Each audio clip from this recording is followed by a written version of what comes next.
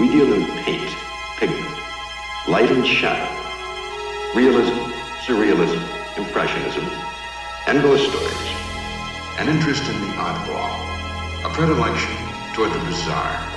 And this place is nothing if it isn't bizarre. There's no admission, no requirement of membership, only a strong and abiding belief in the dark at the top of the stairs, or things that go bump in the night. The name of this place, should you have come in here accidentally out of the rain, is the Night Gallery.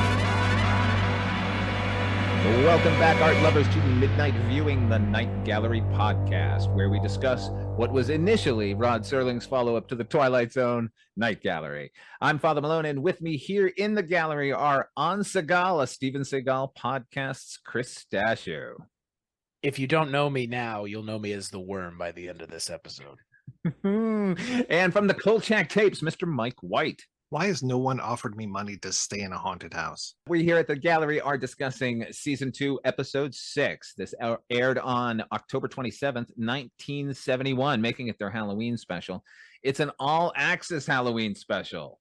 That's Axis Powers, the Jerrys and the Eye-Ties. They're on full display here. They appear separately in our 2 segments, only 2, hearkening back to a more innocent and simple time at the Night Gallery. Those segments are A Question of Fear and The Devil Is Not Mocked. Painting number 1, about a man who spends a night in a haunted house, an unbeliever, if you will, who by dawn believes. The name of the painting is A Question of Fear. The name of this place is the Night Gallery. Now, A Question of Fear was written by Theodore J. Flicker, based on a short story by Brian Lewis, and directed by Jack Laird. Stars Leslie Nielsen, Richard Vickers in Creepshow, and Fritz Weaver, Dexter Stanley in Creepshow. That's right, it's a retroactive Creepshow reunion, although they actually interact with each other here, which is different than in Creepshow. It also stars Jack Bannon and Ivan Bonar, and a special appearance by Castle Thunder. This is a tale of courage in the face of supernatural terror when Leslie Nielsen's mercenary Malloy accepts a bet to spend a night in a haunted house from Fritz Weaver's Dr. Machi, who may have an ulterior motive in this wager. What'd you think of this one, Mike? Went on for a little too long, but I mean, it was so nice to see Leslie Nielsen, especially we've been talking a lot about him with Police Squad, but it was great seeing him here with the eye patch for no good reason. And yeah, Fritz Weaver, he's so awesome. I really like that guy a lot. So I had a good time, even though I think this went on for a little too long. How about you, Chris? So to say, how much more do we need to see of Leslie Nielsen at this point? I'm a little Leslie Nielsen out. Good Lord. I mean, it's funny. It wasn't intentional, the timing here, but we have been revisiting Police Squad and then Naked Gun and Airplane. So to see Leslie Nielsen in something else, it's kind of hard to take him seriously, unfortunately. I just have a hard time because, again, like, he in the best Police Squad and Naked Gun stuff, he's playing it straight. So here he's playing it straight and everything else is straight as well, or as straight as it can get with Night Gallery. But I think overall it's interesting. I think that the twist is pretty obvious, but also at the same time, like, I don't know. It's an interesting story that I'm sure Teddy J. Flicker of Barney Miller fame, he landed it rather well. What about you, Father Malone? I love this one. I was all on board, like the whole thing, everything. And the thing about Leslie Nielsen is I remember him mainly as a dramatic actor. So when he made the switch to Police Squad, for first, obviously, Airplane, and then Police Squad, and then Naked Gun, like, to me, the joke was always how straight he was playing it. He eventually kind of turned into a clown, and he is a very funny comedic actor, no question about it. But like the early funny movies he was in were only funny because of how dramatic he was playing it. So every time I get to see Leslie Nielsen actually playing a dramatic role, I'm happy. My favorite role of his of all time is in Creepshow as Richard Vickers. He's one of my favorite villains of all time. He's so gleeful and wonderful in that. And so I was excited to see a different kind of villain from him here. And I thought he nailed it. That type of character that's sort of overly proud of what an asshole he is, and everyone else is a coward and beneath him. Like, that kind of masculinity makes me want to switch pronouns, man. Like and he does it so well. I do wonder about that eye patch because they kept giving us lots of close-ups where clearly you could see his eye, and that was a little bit of a failing. Also, just character-wise, at the beginning, he mentions that he killed 6 men for desertion. I'd say that's only what he told his superiors. I think this is just a kill crazy madman. And yeah, he was like, "Oh, I wish I was in my lie." Yeah, yeah, right. Exactly. Like, first of all, what is he doing at that club at the beginning anyway? He's the most ornery guy. Like, no, he's like running the pool table. I'm sure everyone at that club walks in. It's just like, oh my God, Malloy's here. Let's just go back to the when you mentioned the twist, Chris, are we talking about the fact that there was no thing in the basement? Is that the twist? That's the twist, at least in my mind. I guess there's 2 twists, right? Yeah, there's 2 twists for me anyway. Yeah, and I saw it wasn't a real thing at all coming, but I certainly didn't expect this haunted house, Pepper's Ghost kind of dark ride that the episode began as to suddenly turn into a body horror nightmare from 1971. Holy God. I didn't remember this episode at all. I'm glad I didn't because I got way into it. Well, I like that whole monologue at the end with Fritz Weaver just going is really horrifying. Yeah. How gleeful he is and how terrible he is going to make Leslie Nielsen feel. Like it is a true, like he is filled with glee. So it's interesting that there is no real thing going on, but it also I think it makes the episode segment work even better that there is kind of a double twist to it. Yeah, and just that he pretty much drives Leslie Nielsen to kill himself. Spoilers. But I love that. I really love that. I would have liked to have seen the worm, but like I think we all know that like whatever that would have been actually would not have looked very good. So probably for the best that we didn't see it. Yeah, I was like, oh boy, are they going to show a big worm with a human face like how they showed a big spider last time? Yes, it worked in Freaked. Right. Yeah, it worked in Freaked 20 years later with right, exactly prosthetic artistry going on instead of the cobbled together we have to get this shot by noon mentality over at the Night Gallery. I did kind of wonder why. Oh, first of all, did you notice what this mercenary, this career soldier, what he thinks belongs in a survival pack? He had cigarettes, a coffee thermos, extra ammunition, a flashlight, and a bigger flashlight. Yeah. Oh yeah. That's it. I mean, I know he wasn't expecting trouble because he didn't believe in ghosts, only cowards do, but like certainly, I don't know. It just seemed like an odd assortment. I think Leslie Nielsen would get along really well with that character that Tony Montana plays in that episode of Twilight Zone 1985. You guys remember that? In the bunker? Was it was it Tony Montana? Joe Montana, not Tony Montana, Joe Montana. But these 2 dudes would get along. Like I like that they in these shows kind of take to task being a jingoistic patriot dickhead. Like I appreciate that these dudes get their come up in both segments, frankly. And skillfully so. I mean, I'm glad Theodore Flicker is the one adapting this and not Rod Serling. Because it has all the hallmarks of something Serling would have been drawn to, which is the haunted house sort of trope and the rich and the anyway. You know my feelings. Did either of you happen to read the short story? Did not.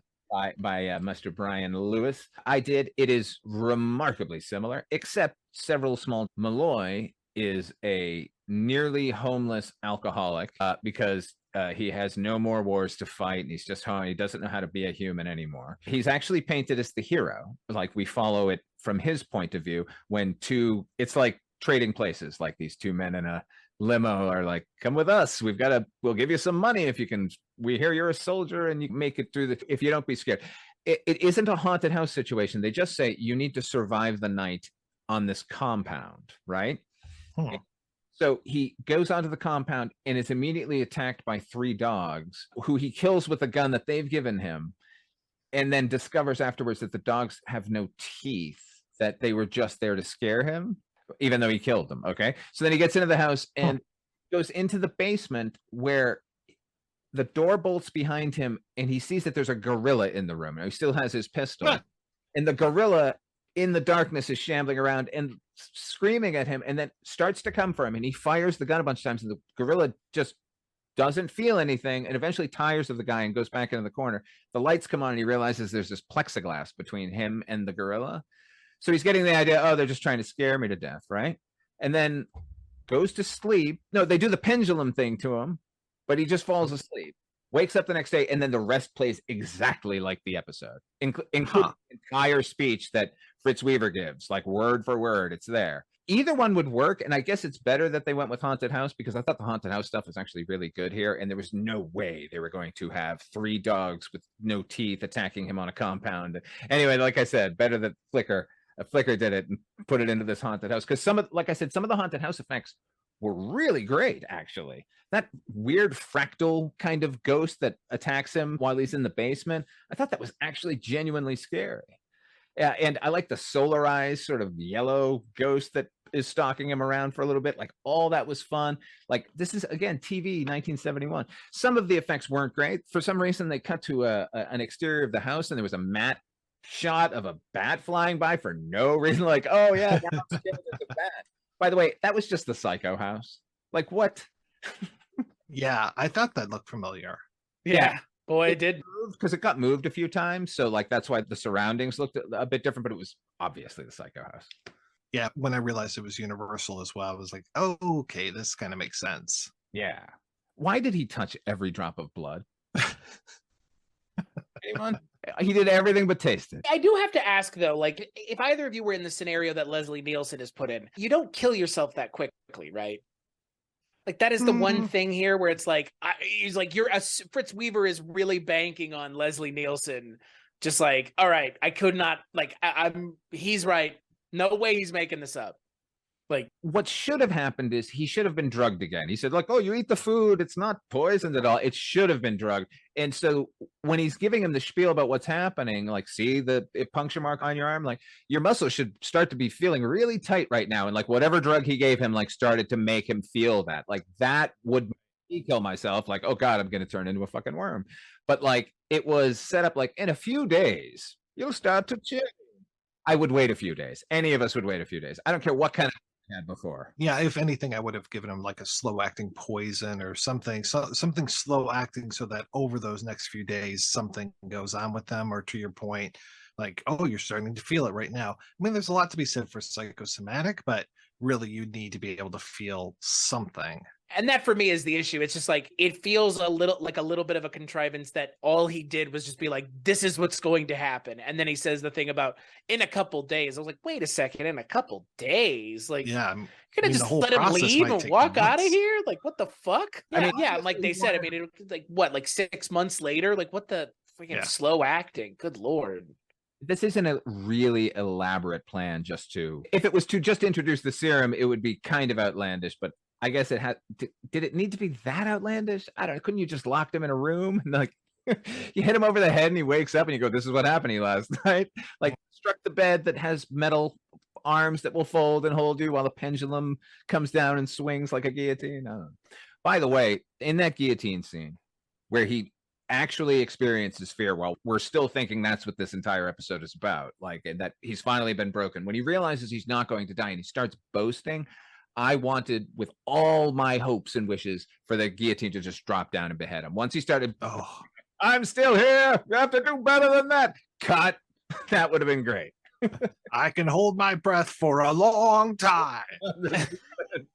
Oh, I do have one other thing. I thought it was really well shot. They even had a day for night thing that did not bother me at all. Like, I enjoyed 99% of it. But there's an unforgivable moment where Leslie Nielsen goes to the bedroom and drops down to the floor to look under the bed, and the camera lowers down with him, which would be a beautiful shot if it wasn't in the hand of like a palsied nightmare. It was just like, with all the cuts to like bats and exteriors and paintings and stuff, like, couldn't they have just cut to the shot of him on the floor? It was right. It didn't seem like we're young and innovative filmmakers. It felt like, who cares? I think overall, for kind of what this was and the story that it was telling, it is pretty good, right? Yeah.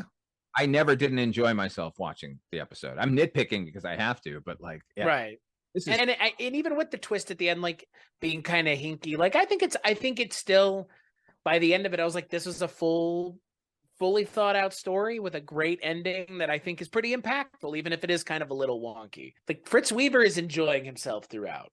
That's for sure. And his character's relishing that moment at the end that he gets over Leslie Nielsen. And I don't know, this has been one of the more successful segments of the show so far, for me at least. Agreed. Also, Leslie Nielsen had one really nice character moment, which I'm assuming was him when he first is exploring the haunted house. He walks past a chandelier and he reaches over and taps it, which is what you do when you're trying to see if it's actually crystal or not. And it had no bearing on anything else, but I really liked that he did it. All right. Before we get to our final segment, I have been all this season attempting to point a spotlight or an accent light. That's what they're called in museums. On some of the lesser known or lesser celebrated members of the Night Gallery family in front of and behind the camera. In this case, I want to mention a fellow by the name of Wayne Fitzgerald. Wayne was born in LA in 1930, died in 2019 at the age of 89. And Mr. Fitzgerald is the gentleman responsible for Night Gallery's title sequence, which you see every week, which scared the hell out of me when I was a kid and really is as essential to the show as anything else as far as I'm concerned. So obviously he's a really good TV title guy, right? Yes, but so goddamn much more. All right. When this man got out of the Navy, where he was on a submarine during the Korean War, and started his career making titles for little tiny flicks like Touch of Evil, The Fly, Pillow Talk, Homicidal, The Music Man. This man has 458 credits. In 1958, 4 of the 5 Best Picture nominees had titles designed by him. In the Heat of the Night, The Graduate, Guess Who's Coming to Dinner, and Bonnie and Clyde.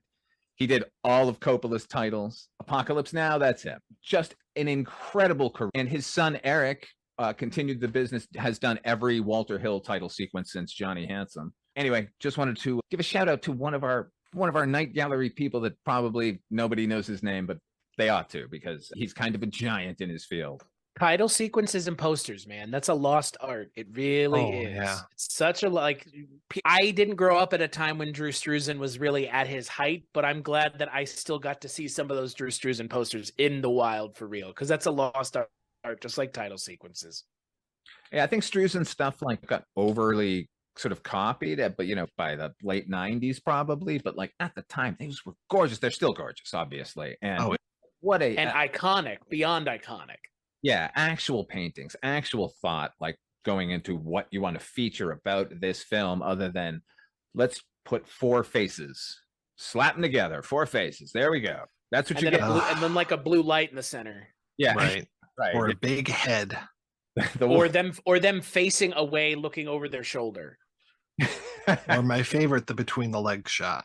Oh, yeah, that one too. Lost art indeed. All right, now our final segment here is called The Devil Is Not Mocked. Oscar Wilde said something to the effect that if there were not a devil, we'd very likely invent him. He serves many a purpose, and this grim-visaged character here is proof of that rather bitter pudding. In a story that tells what happens when evil collides with evil. The painting is called The Devil Is Not Mocked. Written by Gene Kearney. Oh boy. Based on the short story by Manly Wade Wellman, and then directed by Gene Kearney, starring Francis Lederer, Helmut Dantine, Martin Koslick, and single classic wolf. Ladies and gentlemen, I'll just do it right here at the top. If you have not seen this episode, this is what you were hearing behind people talking.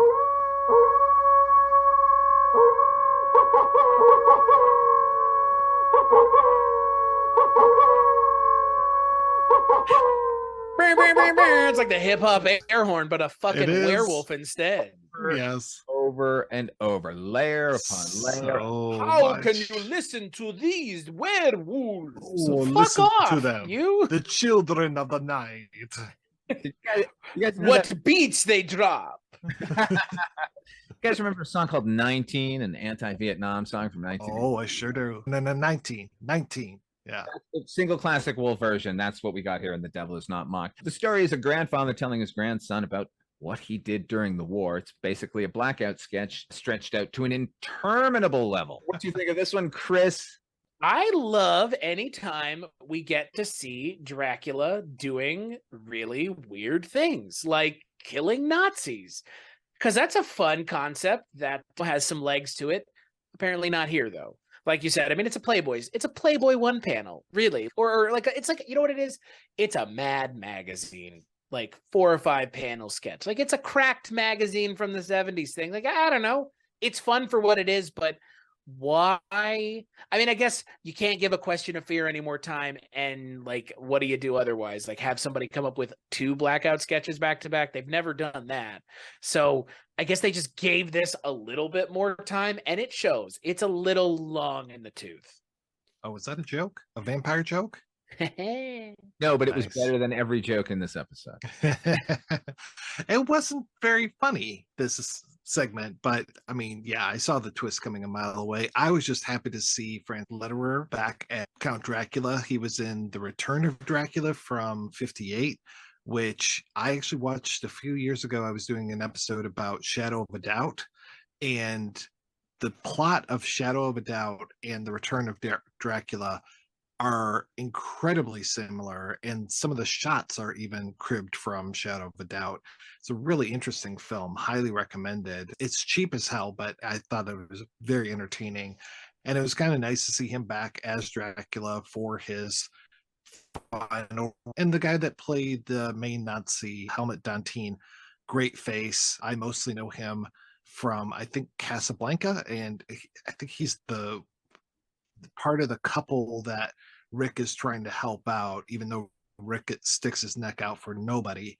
But they're like the really sympathetic couple. They're like the young Rick and Elsa type of couple. So he sees himself in that. But yeah, it was a good reunion for me of all these great actors. But the sketch itself, I was just like, all right. It's inoffensive, but really didn't do a whole lot for me. Here's the thing I liked about the episode. 2 things. Francis Lederer's performance as Dracula, particularly when he vamps out at the end, he actually is frightening, which is in his performance throughout, this sort of bemused, oh, you silly little, oh, okay, well, play along. Like, he's great throughout it.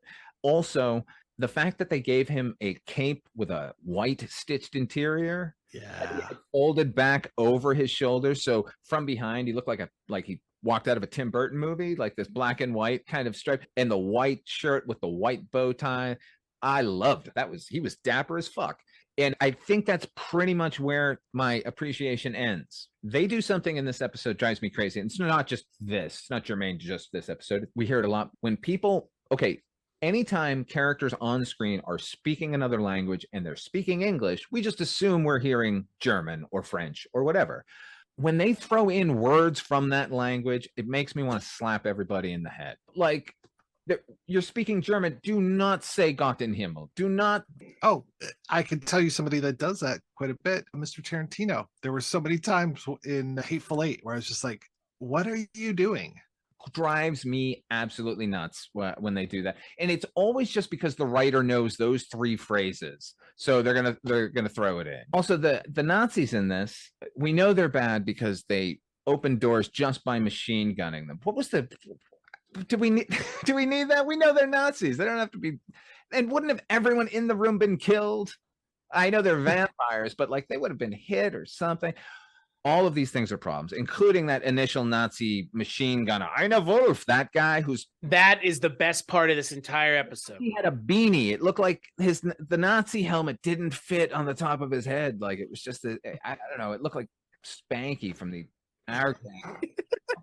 The thing that bothered me the most is Dracula in this seems to have some rule that they can't start eating before midnight, which makes no sense, right? So like, so I guess it's the idea like he doesn't have his power yet, like he can't attack and slaughter all these idiots, and he's just waiting. That's fine, okay? If that's the vampire rule you want to come up with, great. But in the waiting for those last few seconds to tick, the Nazi scumbag makes him Heil Hitler, and he does it. Dracula heils no one, okay? Maybe Mina Harker. Not even Satan. No, man. He's an entity into himself. There is no nation but Dracula. That offended me to my core. I didn't understand it. Like, that would have been the moment where Dracula stood up and killed him. Like that, you don't make, you know what? I honestly, to take umbrage with something else, the devil is not mocked. Dracula is not the devil. Right. But the title is Dracula the devil per the title of the story? Hey man, interchangeable in the minds of 1970 people everywhere. Yeah. It's weird. The characterization of Dracula Dracula would not Heil Hitler. Unless Right. Dracula was Hitler and was expecting people to Heil Dracula. Like, that's what I like this. What did you do during the war, Grandpa? Like, I like that. And it's quaint. I like vampires killing Nazis. Who doesn't? Killing Nazis, great. But, particularly if they're going to be vamped upon. But really, if they wanted to just do this as a Blackout sketch, it just should have been like a Nazi, like, motorcade, like, deciding which road to go down and a peasant saying, don't go there, it's spooky town, and them going, we don't care about your spookiness, and then off, and then they get killed by vampires. That's it. Did either of you read the short story? No, I feel like I'm letting you this week, Father Malone. Doesn't matter. 9 times out of 10 they're almost exact, and this one is very quick and benefits from the fact that we can't see the fact that it's obviously Count Dracula in a castle. That's the literary way that you have to do it. Like, that would be the way to do it. Like, you don't, in my mind, the way to do this is don't make it obvious it's Dracula. Like, right. Why give it away immediately? Even the short story gives it away because, like, first of all, here's the difference in the short story. Okay, the Nazis are not there seeking out this group of terrorist anti-Nazi soldiers at all. They just want it because it's a strategic compound. So they show up and the Dracula character lets them in and he's like, oh, of course you'd want this. It's absolutely strategic. He's like as nice as he is in the thing and as accommodating as he is in the thing. But they're not barking orders and like trying to let him know how great the Nazis are or anything. They're just like, okay, listen, we're going to be taking this place and you need to stand over there. And they have a conversation where he's like, oh, I haven't had visitors here for a long time. Englishman named Jonathan Harker. And that's halfway. Right. That's the halfway point in the story. Like, okay, now if you didn't know, here it is. But just handled very briefly as this should have been and skillfully as this should have been as well. I don't know. Whew. The Blackout sketches involve the Universal monsters, though. That trend continues. You guys notice that? Yeah, that's true. We've had a Frankenstein. We've had a Phantom of the Opera. We've had now a straight up Dracula named and everything. We've had Dr. Jekyll and Mr. Hyde. Yeah. We haven't had Frankenstein baby. No mummy yet? No mummy and no... Have we had an Invisible Man yet? Feels like we should. That's pretty cheap to do. Yeah. Kolchak did it all the time. Yeah. Yeah, Jack Laird would be down for that. I'm surprised I'm surprised he didn't suggest it. And then go film 20 minutes and immediately put it into an episode without any afterthought. All right, then we're going to play a preview of the next episode, and we'll be right back to wrap up. Tonight's first selection, a painting suggesting solitude, or at least solemnity, as viewed during the midnight hour. It tells a tale of two young people caught inexorably in a recurring nightmare, with a finale on the jolting side. Our painting, with the somewhat familiar face, is called Midnight Never Ends, and this is the Night Gallery. There's something rather remarkable in the scope of imagination peculiar to children. They project and dream and fantasize with beauty and simplicity and faith, in a manner that somehow eludes us as we grow older. This is Brenda, and Brenda has a playmate. It comes to her in part because of loneliness. And what I wish for you is that you never get that lonely. That's right. On the next Midnight Viewing, we'll be taking a look at Season 2, Episode 7, which is broken into another just 2 segments, Midnight Never Ends and Brenda, one of which features a character so grating that I killed myself. Oh my God in heaven. Wow. I'm so fucking ready. You don't even understand. I mean, you clearly do, but the audience is not prepared for the level of vitriol that will probably be thrown at one half of the next episode. Until my resurrection, where can people find you, Mike White? You can find me and all kinds of great stuff over at weirdingwaymedia.com. It's a great site. Everybody needs to go there right now. What about you, Chris Stashu? Weirdingwaymedia.com. That's the place where you can listen to this show and other shows that we've been on, like Father Malone's Dark Destination, Mike White's The Projection Booth, and the Culture Cast. And if you can't find a show to listen to on there, maybe just don't. I don't know where I was going with that one. Never mind.